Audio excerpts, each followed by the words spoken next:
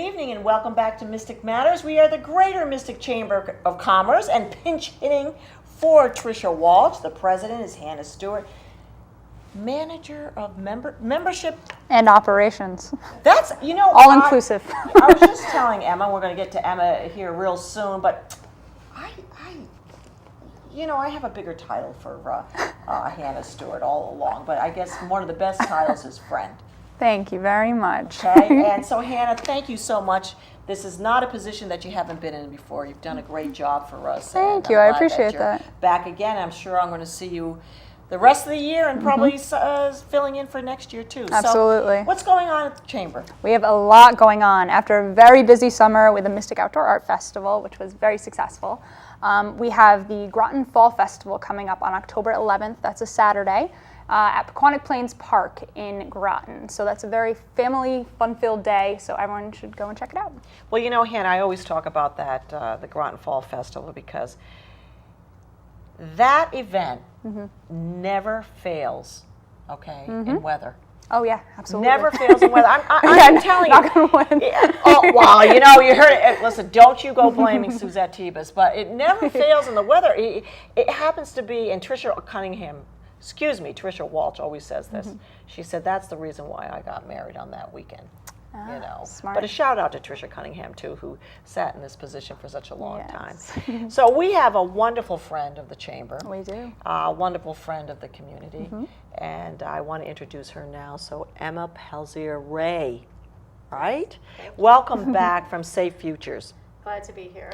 So why don't we just kind of get into, all right, Safe Futures, the new name, not so new.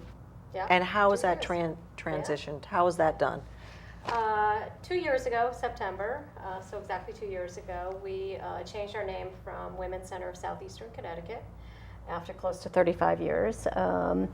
We were really seeing and hearing from a lot of people that our name was becoming a barrier to people getting services. Really? Either people getting help in the court, teenagers, male victims. The name Women's Center didn't sound like a place that would be open to them. And people are dealing with enough crisis when they're dealing with domestic abuse. And we started exploring and looking for a name that would be positive and affirming and welcoming to everybody who needed our help. Interesting. Yeah, that's wonderful. So who came up with the name, out of curiosity?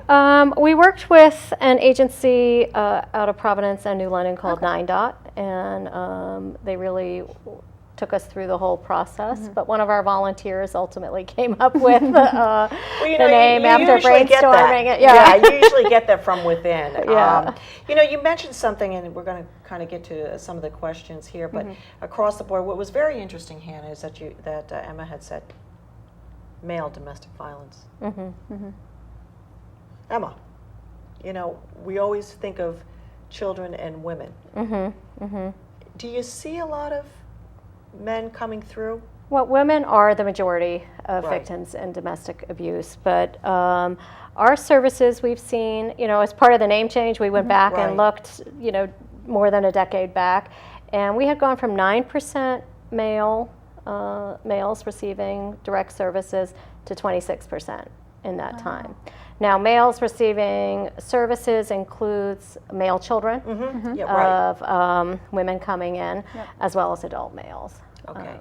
But domestic violence impacts the whole family. Well, sure. So, yes. we traditionally have looked at it as the women's issue, and even though women may be the majority of victims, to solve the problem or make any headway, we have to address it as a community and address, really help everybody. We were talking before the show started that really domestic violence can impact anyone, regardless of education, socioeconomic background, family history, no family history. And so really, it's a societal issue that will take our community to address it. Can you give me, Emma, just a little bit of an insight on domestic violence and the thinking process of these? And I want to, I don't like the word victim, but I guess that's the only word.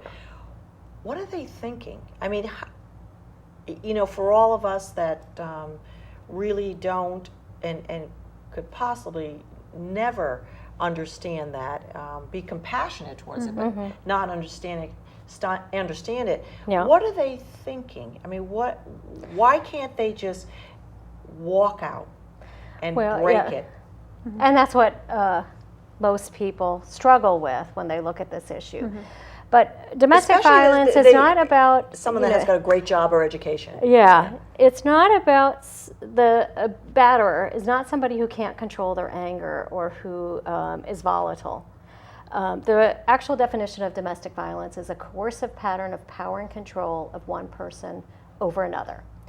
So the pattern has a distinct cycle where there's the building up of tension and stress, the outbreak of the abuse, whether it be physical or verbal or emotional, financial. So there's a lot of things at play. And then there's what we call the honeymoon period. So the batterer will typically apologize, promise not to do it again, promise to stop, maybe drinking, gambling, maybe there's something else that's a dynamic in the relationship. Or really, the abuser goes back to being the person that the victim fell in love with. So you can see that cycle can be very confusing when you are in the center of it. And it also serves, that's kind of not consciously intentional on the batterer's part, but that's, how they operate. So that for the person who's in that relationship, by the time they really realize this isn't healthy, it's very difficult to get out. We know that the severest beatings and fatalities happen within 72 hours of somebody trying to leave. That's when you really, if you think of the news stories that you hear, the murder-suicides or homicides take place, when that divorce paper is served, when she's left, when, because it heightens with the abuser. I mean, the mind of the abuser. Is it because he's going to be finally, or she found out? Well, they're losing control. They're ultimately losing control, and that's I like your definition. Motivation. I know that that is the definition, but you explained it so eloquently. It just because you think about it, domestic violence is just compiling of a lot of different emotions. But it's a question that I've always asked about. Just people that have been in my life. You think just walk out. And it is not. It's not that easy. Yeah, and what we really, we're happy to talk to people who are struggling with helping a friend or family member.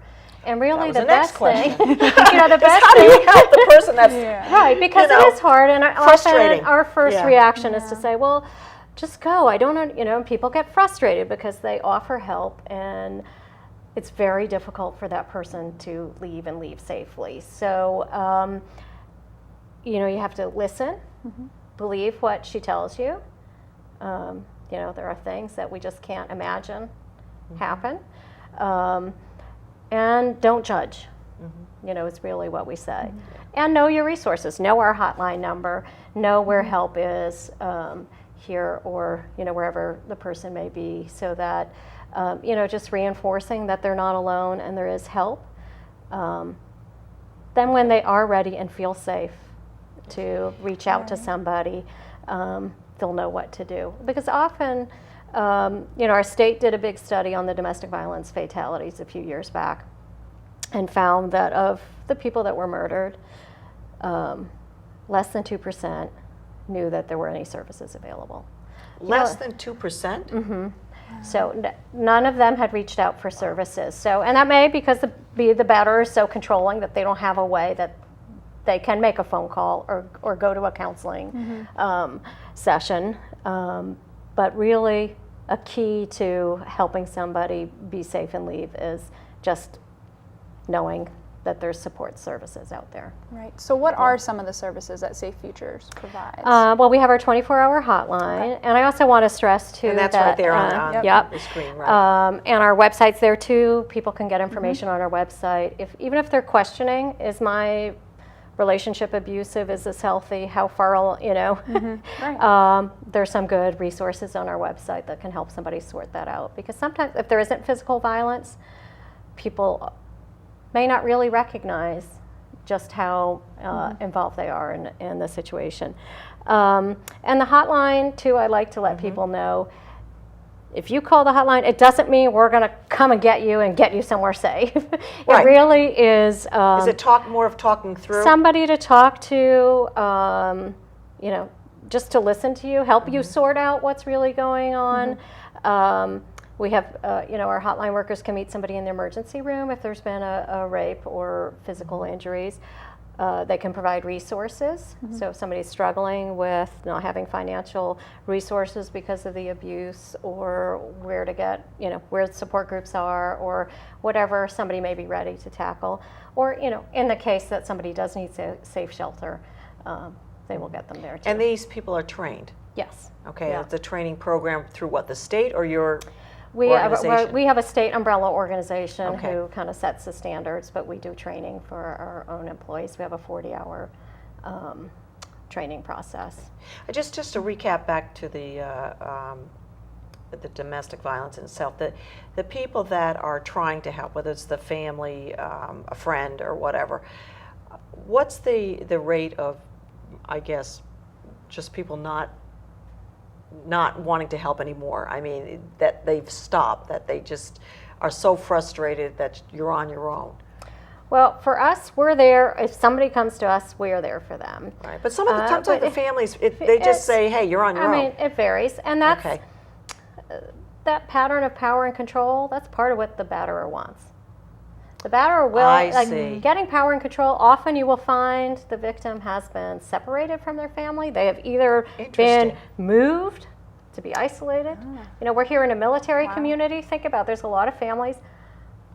They've been Right. brought here. They don't know anybody else. But that happens. So they're to not going to people reach out to anybody Right. either. Or the batterer has made the family angry, or has done things that they say, okay, we don't want him around, so, they Right. sever ties with their relation. Or friend, I've heard stories where the batterer is sending emails from the victim's email saying, like, I don't want to talk to you again.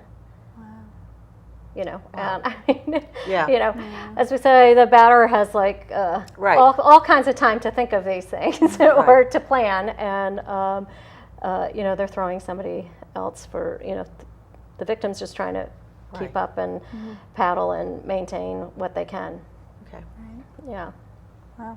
So in addition to the hotline, what other services Yes. do you provide? So we have an emergency shelter that Okay. has 15 beds.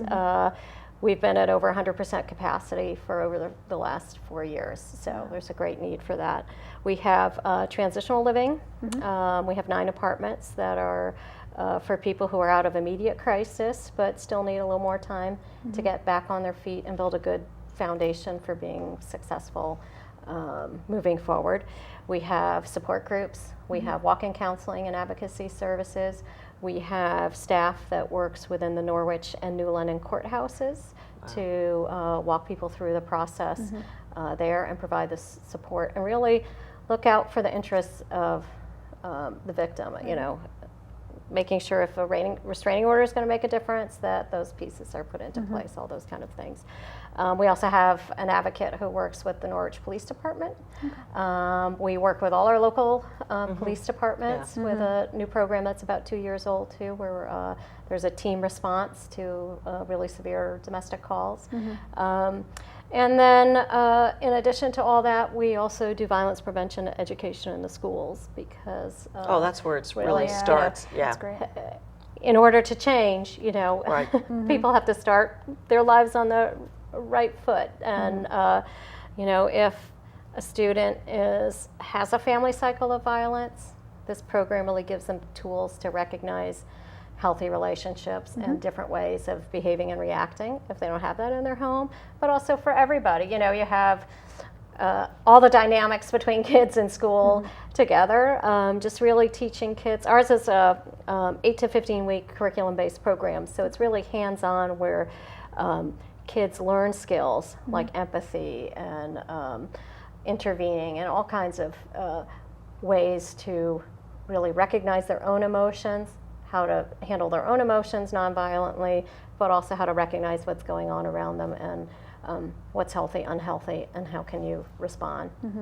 So where are you actually located, Emma? Our offices are at 16 J Street in New Okay. London, and we have a walk-in counseling office there as well.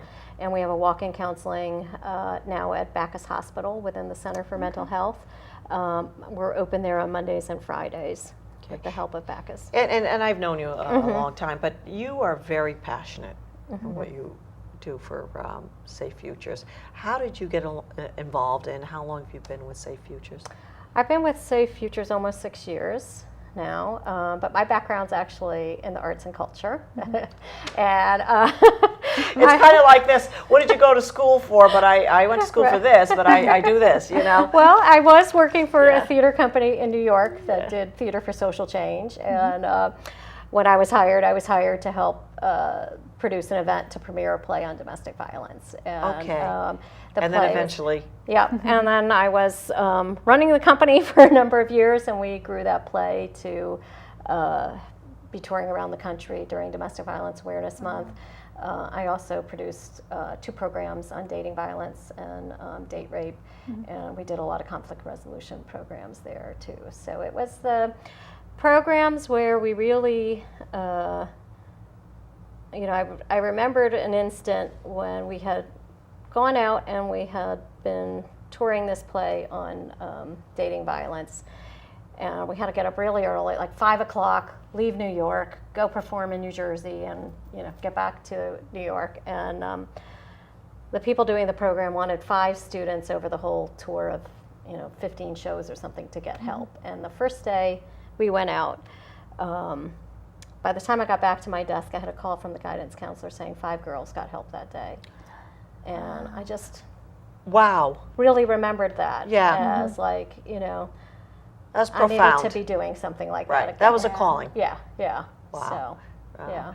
Well, I know, we've been involved a long time. I've been to a lot of your events and try to make your breakfasts when I can. I love your little reminder notes. But can you share with Hannah and I a particular story, I guess a success story that stands out in your mind, Emma? And I know there's many of them, and I've heard a few of them because you've had some. The word victim is not really my vocabulary, but I guess it's the only way to describe someone in this position. But and I've heard some really great success stories. But in your mind, is there one that stands out for you that you can share with the audiences? Well, sometimes it's so simple, and I often think of a woman who, I'm not often at the emergency shelter, but one weekend I was there. We had some volunteers sprucing up the place and painting, and there was a woman sitting on the floor with her 2 kids sitting with her, and another kid just kept following me around and like holding my hand or wanting a hug, like really needy kind of kid, who just wanted to be touched. But the mom was sitting there, and she was just had no life, no energy in her, No emotions, just could not, tired. Yeah, I just could not take on anything, And after hearing what she had been through, she was there just starting out, lost everything, starting over. Fast forward a couple years, she had gone from our emergency shelter to our transitional. And last fall, I got to work in the morning, getting out of my car. And now this was a woman who never looked anyone in the eye. It's and shame. I heard, shame, self-esteem, just had been so knocked down. And I got out of my car in the morning, and I heard somebody say, "Good morning." And I looked over, and there she was, smiling at me and looking me in the eye. And, I heard she had got her own apartment. She was getting ready to move out. We had a little conversation about that. But then, after I got back to my desk, I thought, wow, you couldn't recognize her from a couple years before. That what it takes for somebody to get through that and get to a point where, I had never seen her smile before, and she brought herself up. That's a transformation in somebody's life. Yeah. And looking you got to forward witness that. moving out on her own and knowing she could handle it and being at a totally different place with her kids and her parenting and being able to manage all their needs as well as her own. Now, do you takes a see lot. repeat of the same people coming back? There are, in the emergency shelter, there Yeah. are people who do, because on average it takes somebody 5 to 7 times to leave Is that successfully. right? And if you think about that pattern, Yep. there's a lot of things that pull somebody back, whether it's threatening to take the kids, not having any financial resources, there's family pressure, if it's, a situation where nobody else knows outside of the immediate family. Right. And the hope that this time it's going to be different, this time he is going to change, that it can be difficult. Yeah. For that pattern. But we're there Yeah. for people, and we don't judge. We know Right. people have to. You've on said their that own way. now 3 times, Emma. I think that's so important. Well, I've is, heard yeah. it really, and I found again myself Yeah. sometimes just wait a minute, just walk out, but trying to help a friend, and certainly I've done my research and understands that that's not that easy, and that it does need you do need help, and your organization is really on the top of the list for that type of help. So how can people get involved? How can, me and Susette, the people watching tonight, how can we all get Well, we involved? Just get Emma's reminders on the breakfast or whatever. I don't care. Get on the mailing list, whether you can attend or not. She's really great at reminding you, and I think it's fabulous. Well, we have October's Domestic Violence Awareness Month. Yep, So coming right we up. ask Yep. people to, Next week, yep. kind of do your own education, help us raise Absolutely. awareness. We're having a walk that'll start at the Groton City Municipal Building. That's Sunday, October 19th. The information about that will be on our website real Okay. soon. Great. That's a walk and rally, so we'll have some speakers and things and resources available to people. So So really, it starts at the municipal. yeah, and it'll go up around building. the fort and Okay, then back yep. to Very the nice. municipal Good, not a building. long So- walk, No, everybody. it's not. That's coming up. No, and we recognize in the fall there's so many walks and Yeah, well, fundraisers. It's okay. before the winter, but we really do it to raise awareness. So we're not asking people to go raise a lot of money. You can if you want, but Yeah, of course. but we really want the show of numbers and getting people out to say, we want to do something to reduce this. So we have tours twice a month. A 1-hour tour of we go around some Facility, yeah. spaces, talk about our work and our mission, and it's really a great way for people to come and better understand what we do. Also know how to get somebody help. People say, if I walked through your doors and you handed me the hotline number, now I know if I ever meet somebody who needs help, I can Yeah. really help them. And So it's if- as much about that as people coming in the door saying, yeah, I want to get involved, I want to learn how to volunteer, I want to do something. So we have lots of those opportunities too. So if a friend call the hotline and just talk to Yeah, somebody? a friend can call and learn how to support their friend. Okay.